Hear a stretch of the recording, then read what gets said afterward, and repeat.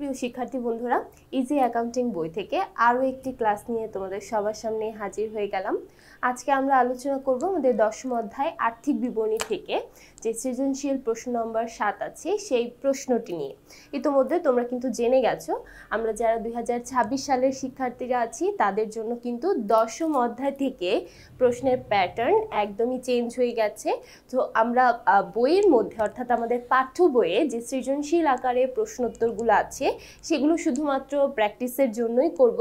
তবে অবশ্যই মাথায় রাখবো আমাদের এই আর্থিক বিবরণী থেকে এখন যে প্রশ্নগুলো আসবে সেটা সম্পূর্ণ একটা প্রশ্নের উত্তরের জন্যই কিন্তু তোমাদের 20 মার্কস থাকবে এবং এই 20 মার্কসের অ্যান্সারের মধ্যে তোমাকে বিশদায় বিবরণীও করতে হতে পারে, আর্থিক অবস্থার বিবরণীও করতে হতে পারে, আবার মালিকানা সত্ত্ব বিবরণীও কিন্তু প্রস্তুত করতে হতে পারে।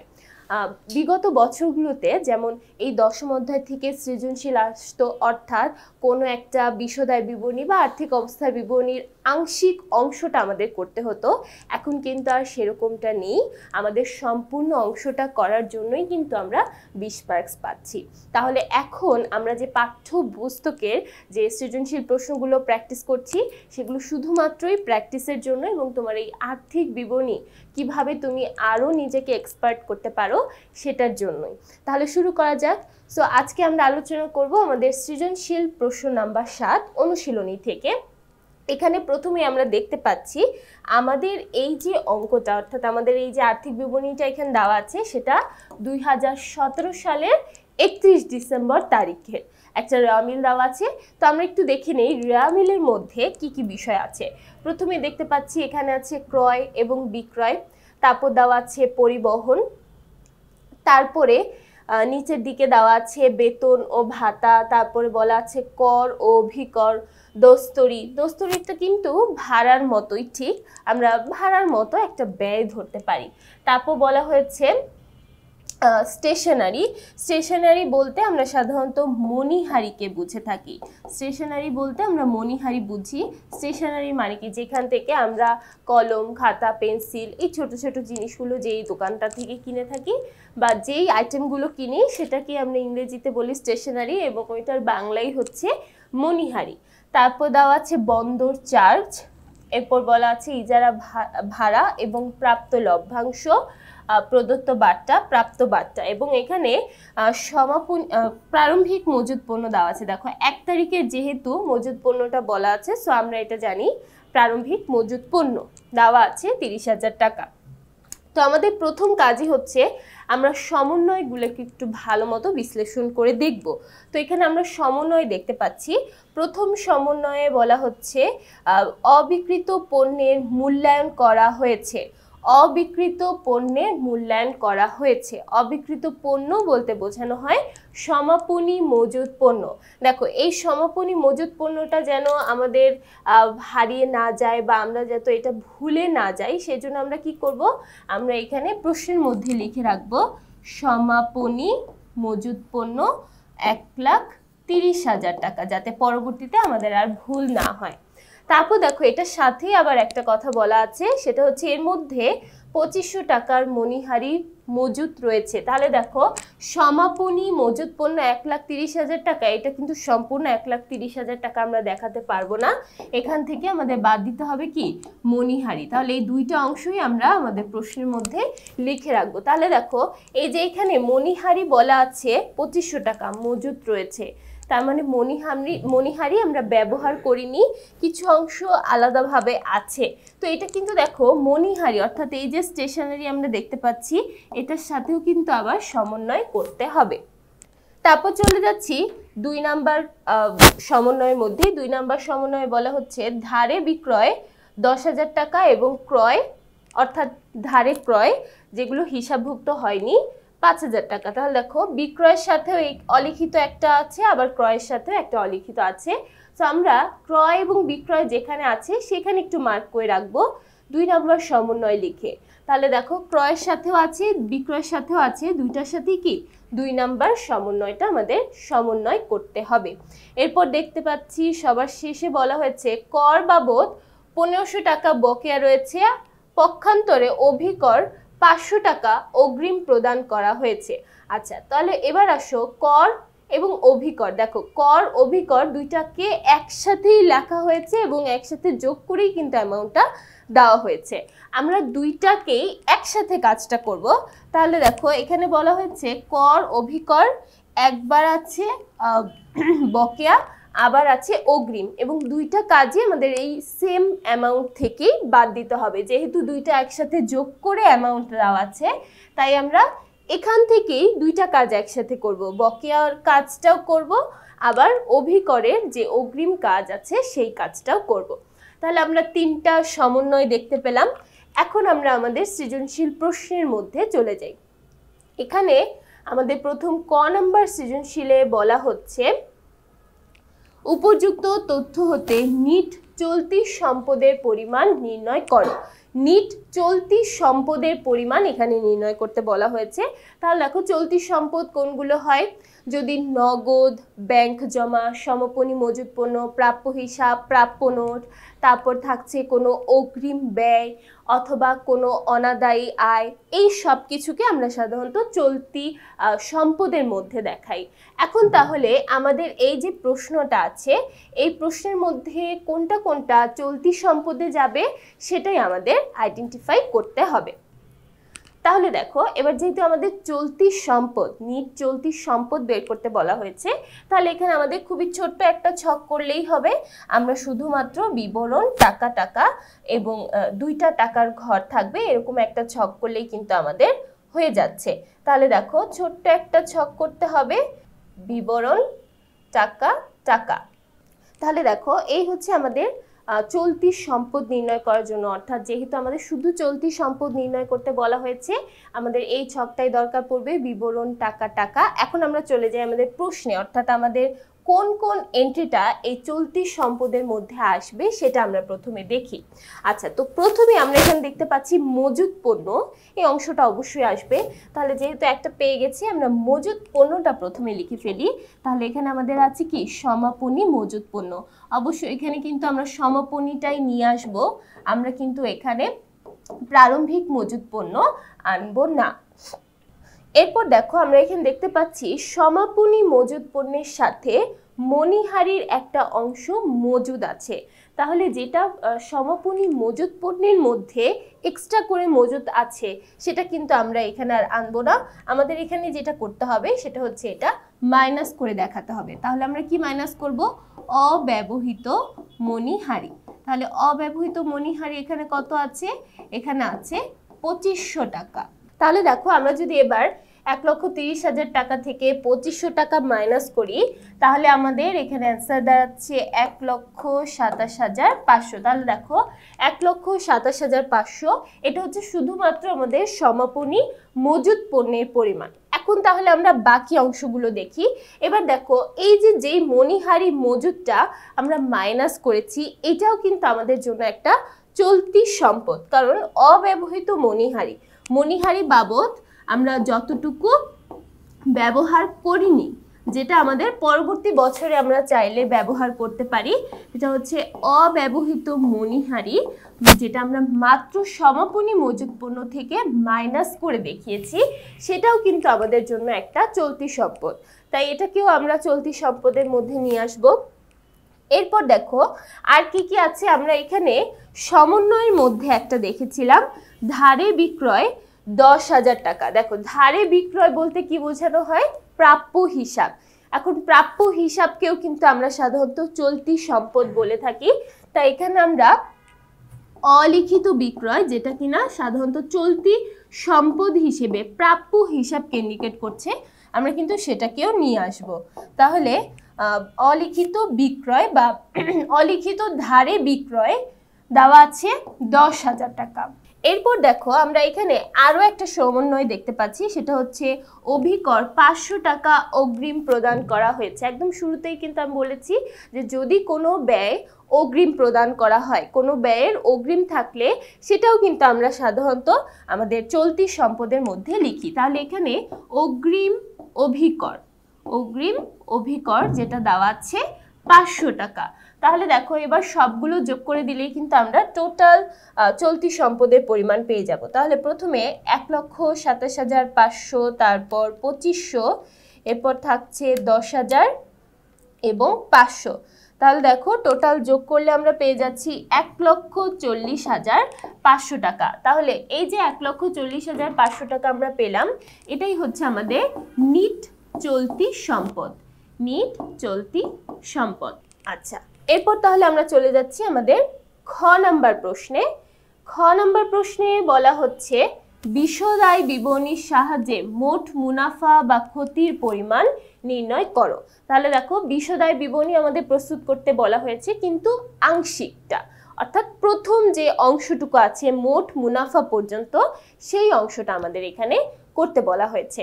তাহলে দেখো যেহেতু বিশদ আয় বিবরণী করতে বলা হয়েছে, আমাদের ছকটা কেমন হবে? বিবরণ টাকা টাকা টাকা, অর্থাৎ 3টা টাকার ঘর থাকবে এবং একটা বিবরণ লেখার জন্য জায়গা থাকবে। এবার তাহলে দেখো আমাদের ছকটা কেমন হবে? বিবরণ টাকা টাকা, এই যে 3টা টাকার ঘর থাকবে, বিবরণ থাকবে। তাহলে আমরা স্টার্ট করি। তো আমাদের যখন মোট মুনাফা আমরা বের করতে চাই, আমাদের কি কাজ করতে হয়? অ্যাকচুয়ালি আমরা সাধারণত বিক্রয় থেকে, আমাদের নিট বিক্রয় থেকে আমাদের বিক্রিত পণ্যের ব্যয়টাকে মাইনাস করে দিই, বিক্রিত পণ্যের ব্যয়।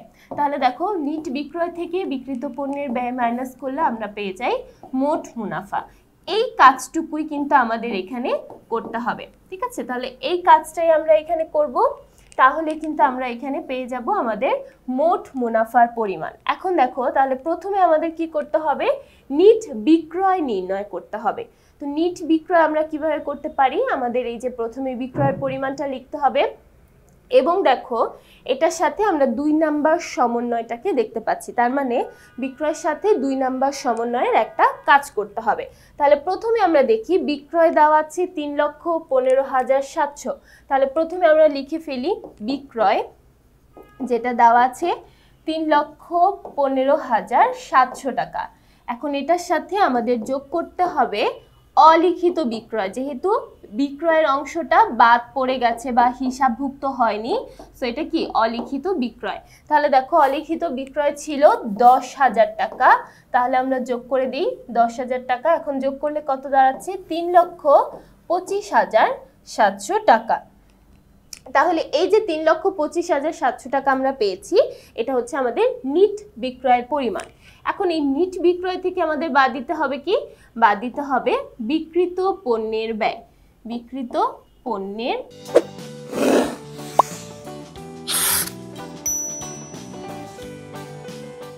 ব্যয়।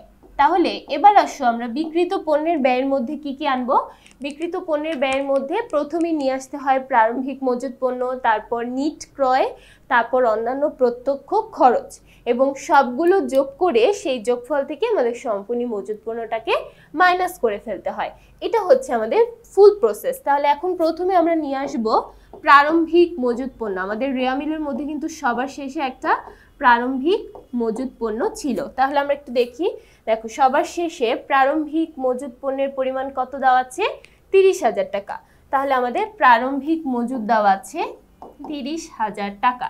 এরপর আমরা নিয়ে আসবো ক্রয়, এবং ক্রয়ের সাথেও কিন্তু আমাদের একটা কাজ আছে। তাহলে আমরা একটু দেখি ক্রয়ের পরিমাণটা ঠিক কত আছে। ক্রয় দেওয়া আছে 2,50,000 টাকা, এবং এটার সাথে আমাদের কাজ আছে কি? কাজ আছে 5,000 টাকা হিসাবভুক্ত হয়নি। তাহলে প্রথমে 2,50,000 টাকা আমরা লিখব ক্রয় বাবদ, এবং এটার সাথে আমাদের কি হবে? 5,000 টাকা অলিখিত বাবদ যোগ হবে। তাহলে অলিখিত 5,000 এটা আমরা যোগ করে দিব। তাহলে দেখো 2,50,000 যোগ 5,000, তাহলে টোটাল দাঁড়াচ্ছে 2,55,000। তাহলে 2,55,000 হচ্ছে আমাদের নিট ক্রয়ের পরিমাণ। এখন আমরা অন্যান্য যত প্রত্যক্ষ খরচগুলো আছে সেই খরচগুলো নিয়ে আসব। তাহলে দেখো এখানে কি কি খরচ আছে। এখানে একটা আছে বন্দর চার্জ, অর্থাৎ যখন আমরা কাঁচামালগুলো ক্রয় করে নিয়ে আসছিলাম তখন আমাদের ওই বন্দরে একটা চার্জ পে করতে হয়েছে, তো সেই বন্দর চার্জ। এবং আরেকটা আছে দেখো একদম শুরুতে ছিল পরিবহন। তাহলে দেখো পরিবহন দেওয়া আছে 15,000, এবং বন্দর চার্জটা দেওয়া আছে 12,000 টাকা। তাহলে পরিবহন ব্যয় 15,000 এবং বন্দর চার্জ 12,000, এই দুইটা আমরা লিখে ফেলবো। তাহলে প্রথমে আছে পরিবহন ব্যয়, যেটা কিনা 15,000 টাকা, এবং তারপর আমরা দেখলাম বন্দর চার্জ, যেটা দেওয়া আছে 12,000 টাকা। এখন আমরা কি করব, এই সবগুলো খরচকে যোগ করে দিব। তাহলে দেখো সবগুলো খরচ যদি আমরা যোগ করি তাহলে এখানে দাঁড়াচ্ছে 3,12,000 টাকা। 3,12,000 টাকা হচ্ছে এই সবগুলো ব্যয় বা সবগুলো প্রত্যক্ষ খরচ যোগ করার পরে। এবার আমরা তাহলে কি করব, আমরা এখান থেকে মাইনাস করব সমাপনী মজুদ পণ্য। এখন দেখো সমাপনী মজুদ পণ্যের মধ্যে কিন্তু আবার ওই অব্যবহৃত মণিহারি অন্তর্ভুক্ত ছিল, তাই আমরা কি করব 1,30,000 টাকা থেকে আমাদের যে মণিহারি বাবদ যেটা অন্তর্ভুক্ত ছিল সেটা বাদ দিয়ে তারপর দেখাবো। তাহলে দেখো বাদ দেওয়ার পরে আমরা কত পাই, সমাপনী মজুদ পণ্য থেকে যদি আমরা মণিহারির খরচটা বাদ দিই তাহলে আমরা এখানে পেয়ে যাচ্ছি 1,27,500। তাহলে দেখো আমাদের সমাপনী মজুদ পণ্য বাবদ আমরা ধরবো 1,27,500 টাকা। এবার আমরা কি করব, 3,12,000 টাকা এখান থেকে 1,27,500 টাকা মাইনাস করলে আমরা পেয়ে যাচ্ছি 1,84,500। এই যে 1,84,500 টাকা পেয়েছি, এটাই হচ্ছে আমাদের মোট বিক্রিত পণ্যের ব্যয়। তাহলে এখন নিট বিক্রয় থেকে বিক্রিত পণ্যের ব্যয় মাইনাস করলে আমরা পেয়ে যাব আমাদের কাঙ্ক্ষিত অ্যান্সার, সেটা হচ্ছে মোট মুনাফা। তাহলে আমরা মাইনাস করি। এবার দেখো মাইনাস করার পরে পেয়ে যাচ্ছি 1,41,200 টাকা। 1,41,200 টাকা। তাহলে এই 1,41,200 টাকাই হচ্ছে আমাদের মোট মুনাফা। ঠিক আছে, আমরা কিন্তু অর্ধেক অংশটা করেছি বিশদায় বিবরণীর, এবং অর্ধেক অংশের যোগফল অর্থাৎ মোট মুনাফা আমরা এখানে পেয়ে যাচ্ছি 1,41,200। তাহলে এবার আমরা একটু আমাদের অ্যান্সারের সাথে মিলাই। দেখো প্রথমে আমরা এখানে দেখতে পাচ্ছি নিট বিক্রয় নির্ণয় করা হয়েছে, তারপর নিট ক্রয় নির্ণয় করা হয়েছে, তারপর এখানে সবগুলোকে যোগ করে আমরা একটা যোগফল পেয়েছি, এবং সেখান থেকে আমাদের বাদ দেওয়া হয়েছে সমাপনী মজুদ পণ্য। তাহলে আমরা বিক্রিত পণ্যের ব্যয় পেয়ে যাচ্ছি। এখন দেখো আমরা নিট বিক্রয় যেটা পেয়েছিলাম সেই নিট বিক্রয় থেকে বিক্রিত পণ্যের ব্যয় বাদ দেওয়ার পরে আমরা এখানে পেয়ে যাচ্ছি 1,41,200। এটাই কিন্তু আমাদের মোট মুনাফার পরিমাণ। তাহলে এখন আমরা চলে যাই আমাদের গ নাম্বার প্রশ্নে। গ নাম্বার প্রশ্নে বলা হয়েছে মোট মুনাফা 1,25,000 টাকা ধরে। দেখো আমরা কিন্তু মাত্র পেয়েছি মোট মুনাফা 1,41,200, কিন্তু আমাদের এই প্রশ্নে বলা হচ্ছে মোট মুনাফা 1,25,000 টাকা ধরে আমাদের অঙ্কটা এখন করতে হবে। মোট মুনাফা 1,25,000 টাকা ধরে আমরা নিট মুনাফার পরিমাণটা নির্ণয় করব। তাহলে দেখো অর্ধেক অংশটা আমরা খ নাম্বারে করেছি, এখন বাকি যে অর্ধেক অংশটা আছে সেটা আমরা গ নাম্বারে করব। তাহলে মোট মুনাফা থেকে আমরা কিভাবে নিট মুনাফা বের করতে পারি, আমাদের কি করতে হবে, মোট মুনাফা থেকে প্রথমে বাদ দিতে হবে পরিচালন ব্যয়। তাহলে পরিচালন ব্যয় মাইনাস করার পরে আমরা পেয়ে যাব পরিচালন মুনাফা, এবং সেখান থেকে একে একে যোগ করতে হবে অন্যান্য আয়। প্রথমে যোগ করতে হবে অন্যান্য আয় এবং তারপর বিয়োগ করতে হবে অন্যান্য ব্যয়। এটা হচ্ছে আমাদের নিট মুনাফা নির্ণয় করার ফাইনাল প্রসেসটা। মোট মুনাফা থেকে পরিচালন ব্যয় বাদ দিতে হবে, অন্যান্য আয় যোগ করতে হবে এবং অন্যান্য ব্যয়কে মাইনাস করতে হবে, তাহলে আমরা নিট মুনাফা পেয়ে যাব। তাহলে দেখো যেহেতু প্রথমে আমাদের মোট মুনাফা দেওয়া আছে 1,25,000, আমরা প্রথমে আমাদের ছকে আগে সেটা লিখে ফেলি। তাহলে দেখো প্রথমে দেওয়া আছে মোট মুনাফা, যেটা প্রশ্নে দেওয়া আছে আমাদের কিন্তু সেটা ইউজ করতে হবে, আগের অঙ্কে যেটা পেয়েছি সেটা ইউজ করলে হবে না। তাহলে এখানে দেওয়া আছে 1,25,000 টাকা। এখন তাহলে কি করব, এখন আমরা এখান থেকে বাদ দিব পরিচালন ব্যয়।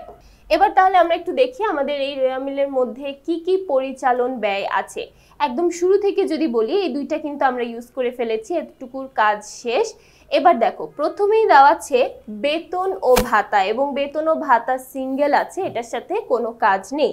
তাহলে এটা আমরা একদম সরাসরি লিখে ফেলি, বেতন ও ভাতা 30,000। তারপর দেখতে পাচ্ছি কর ও অভিকর, এবং এই কর ও অভিকরের সাথে দুইটা কাজ আমাদের একসাথে করতে হবে। বকেয়া দেওয়া আছে যেটা যোগ করতে হবে, এবং অগ্রিম দেওয়া আছে যেটা মাইনাস করতে হবে। যখনই আমরা আমাদের প্রশ্নে বকেয়া দেখতে পাবো, বকেয়া দেখার সাথে সাথে সেটা আমরা যোগ করে দিব, যে কোনো কিছুর বকেয়া। আবার যখন অগ্রিম দেওয়া থাকবে, সেই অগ্রিমটা কি করব, বাদ দিয়ে দিব, অর্থাৎ সেই খরচ থেকে বা সেই আয় থেকে বকেয়াটা যোগ করতে হবে এবং অগ্রিমটা মাইনাস করতে হবে। এটা সব ধরনের আয় ও ব্যয়ের জন্য সমানভাবে প্রযোজ্য। আচ্ছা, তো প্রথমে আমরা দেখতে পাচ্ছি কর ও অভিকর, যেটার পরিমাণ দেওয়া আছে 14,500 টাকা। তাহলে প্রথমে আমরা একটু লিখি কর ও অভিকর। এখানে কিন্তু দুইটাই লিখতে হবে, যেমন বেতন ও ভাতা শুধু বেতন লিখলেই হবে, এখানে দুইটাই লিখতে হবে। কারণ কি জানো? কারণ হচ্ছে দুইটার যোগফল একসাথে দেওয়া আছে এবং পরবর্তীতে আমরা কিন্তু ইন্ডিভিজুয়ালি একটার বকেয়া যোগ করব এবং একটার অগ্রিম মাইনাস করব। তাই অবশ্যই আমাদের এটা লিখে দিতে হবে। তাহলে দেখো কর ও অভিকর দেওয়া আছে 14,500 টাকা। এবার এখান থেকে আমরা প্রথমে যোগ করব বকেয়া কর। দেখো কোনটার বকেয়া যোগ করছো, কোনটার অগ্রিম মাইনাস করছো, সেটাও লিখে দিতে হবে। বকেয়া কর আমরা যোগ করছি, তাই বকেয়া কর লিখলাম। বকেয়া কর আমাদের দেওয়া ছিল 1500 টাকা। তাহলে দেখো যদি আমরা 14,500 সাথে যদি 1500 টাকা যোগ করি, তাহলে টোটাল আমরা পেয়ে যাচ্ছি 16,000 টাকা। এবার এই 16,000 টাকা থেকে আমরা বিয়োগ করব অগ্রিম অভিকর। অগ্রিম অভিকর অগ্রিম অভিকর আমাদের দেওয়া ছিল 500 টাকা। তাহলে এটা আমাদের মাইনাস করে দেখাতে হবে। মাইনাস করলে আমরা টোটাল পেয়ে যাচ্ছি 15,500 টাকা। তাহলে এই 15,500 হচ্ছে আমাদের কর অভিকরের জন্য খরচ। এবার আসো দস্তুরি। দস্তুরি আমরা দেখতে পাচ্ছি দুই ধরনের দস্তুরি আছে। যেটা ডেবিট সাইডে সেটা হচ্ছে আমাদের প্রদত্ত অর্থাৎ ব্যয়, আর যেটা ক্রেডিট সাইডে সেটা হচ্ছে আমাদের প্রাপ্ত অর্থাৎ এটা হচ্ছে আমাদের জন্য একটা আয়। তাহলে এখানে আমরা দেখতে পাচ্ছি প্রথমে দস্তুরি, তাহলে প্রদত্ত যে অংশটা শুধু সেইটাই আমরা আনবো 7,500 টাকা। তাহলে লিখব প্রদত্ত দস্তুরি। প্রদত্ত দস্তুরি দেওয়া আছে 7,500 টাকা। আচ্ছা, তাহলে আমরা বাকিগুলো একটু দেখি। এরপর দেখো দস্তুরির পরে দেওয়া আছে স্টেশনারি, তার মানে মণিহারির কথা বলা আছে। মণিহারি দেওয়া আছে 4,000 টাকা এবং এটার সাথে কিন্তু আবার একটা সমন্বয়ও দেওয়া আছে। তাহলে প্রথমে আমরা লিখি, এখানে চাইলে তোমরা মণিহারিও লিখতে পারো, স্টেশনারিও লিখতে পারো। যেহেতু স্টেশনারি লেখা আছে আমরা স্টেশনারি লিখি। স্টেশনারি দেওয়া আছে 4,000 টাকা এবং এখান থেকে আমাদের বাদ যাবে অব্যবহৃত অংশটা। তাহলে অব্যবহৃত অংশটা দেওয়া আছে কত? দেওয়া আছে 2,500 টাকা। তাহলে 2,500 টাকা মাইনাস করে আমাদের দেখাতে হবে। তাহলে এখানে আমরা পেয়ে যাচ্ছি 1,500 টাকা। মণিহারি বাবদ খরচ 1,500 টাকা। এরপর দেখো আর কি কি আছে। আমরা কিন্তু বন্দর খরচ অলরেডি ব্যবহার করে ফেলেছি, সো এটা কিন্তু আর আসছে না। তবে যেটা আছে সেটা হচ্ছে ইজারা ভাড়া, এবং তারপরে দেখো আবার প্রদত্ত বাট্টা। ইজারা ভাড়া দেওয়া আছে 6,500 আর প্রদত্ত বাট্টা দেওয়া আছে 7,000। তাহলে এই দুইটাকে আমাদের যোগ করতে হবে। তো প্রথমে নিয়ে আসি ইজারা ভাড়া। ইজারা ভাড়া দেওয়া আছে কত? ইজারা ভাড়া দেওয়া আছে আমাদের 6,500 টাকা। তাহলে 6,500। এরপর দেখো এরপর দেওয়া আছে কি প্রদত্ত বাট্টা, যেটা কিনা 7,000 টাকা। তাহলে দেখো প্রদত্ত বাট্টা দেওয়া আছে 7,000 টাকা। আচ্ছা, আশা করছি এখানে দেখো আর কিন্তু কোনো কিছু নেই, আমরা সবগুলো পরিচালন ব্যয়কে এখানে যোগ করে ফেলেছি। এরপর যা যা এন্ট্রি দেওয়া বাকি আছে সবগুলোই হলো অন্যান্য আয়। এখানে কিন্তু আবার দেখো অন্যান্য ব্যয়েরও কোনো হিসাব নেই। তাই আমরা এখানে কি কি আনবো? এখানে এখন আমরা আনবো সবগুলোর যোগফলটা। তাহলে দেখো এখন আমরা সবগুলো যোগ করে দিব, অর্থাৎ এই যে যতগুলো পরিচালন ব্যয় পেয়েছি সবগুলো পরিচালন ব্যয় আমাদের এখন যোগ করতে হবে। তাহলে আমরা যদি সবগুলো যোগ করে ফেলি তাহলে আমরা টোটাল পেয়ে যাচ্ছি ৬৮,০০০ টাকা। তাহলে এখন আমরা কি করব, আমরা একদম শুরুতে যে মোট মুনাফা পেয়েছিলাম ১,২৫,০০০ টাকা, এবার সেই ১,২৫,০০০ টাকা থেকে আমরা আমাদের এই ৬৮,০০০ টাকাকে বাদ দিব। তাহলে দেখো আমরা এখানে পরিচালন মুনাফার পরিমাণ পেয়ে যাচ্ছি ৫৭,০০০ টাকা। তাহলে এই যে এখানে যে ৫৭,০০০ পেলাম মাইনাস করার পরে এটার নাম হলো পরিচালন মুনাফা। এখন আমরা যেটা করব, এই পরিচালন মুনাফার সাথে যোগ করব অন্যান্য আয়, কারণ এখানে আমাদের কোনো অন্যান্য ব্যয় নেই, শুধু অন্যান্য আয় যোগ করলেই কিন্তু আমরা নিট মুনাফার পরিমাণ পেয়ে যাব। তাহলে দেখো অন্যান্য আয় কোনগুলো দেওয়া আছে। প্রথমে আমরা এখানে দেখতে পাচ্ছি যে প্রাপ্ত দস্তুরি একটা আছে, তারপরে এখানে প্রাপ্ত লভ্যাংশ দেওয়া আছে ৩০,০০০, আবার দেখো প্রাপ্ত বাট্টা দেওয়া আছে ১২,৮০০। তাহলে প্রথমে আমরা প্রাপ্ত দস্তুরিটা লিখি। প্রাপ্ত দস্তুরি যেটা দেওয়া ছিল ১৮,০০০ টাকা। তারপর আমরা দেখব কি, তারপর আমরা দেখব প্রাপ্ত লভ্যাংশ। প্রাপ্ত লভ্যাংশ আমাদের দেওয়া ছিল ৩০,০০০ টাকা। এবং তারপর সবার শেষে আমরা দেখতে পাচ্ছি প্রাপ্ত বাট্টা। প্রাপ্ত বাট্টা আমাদের দেওয়া আছে ১২,৮০০ টাকা। এবার তাহলে তিনটা যোগ করে ফেলি।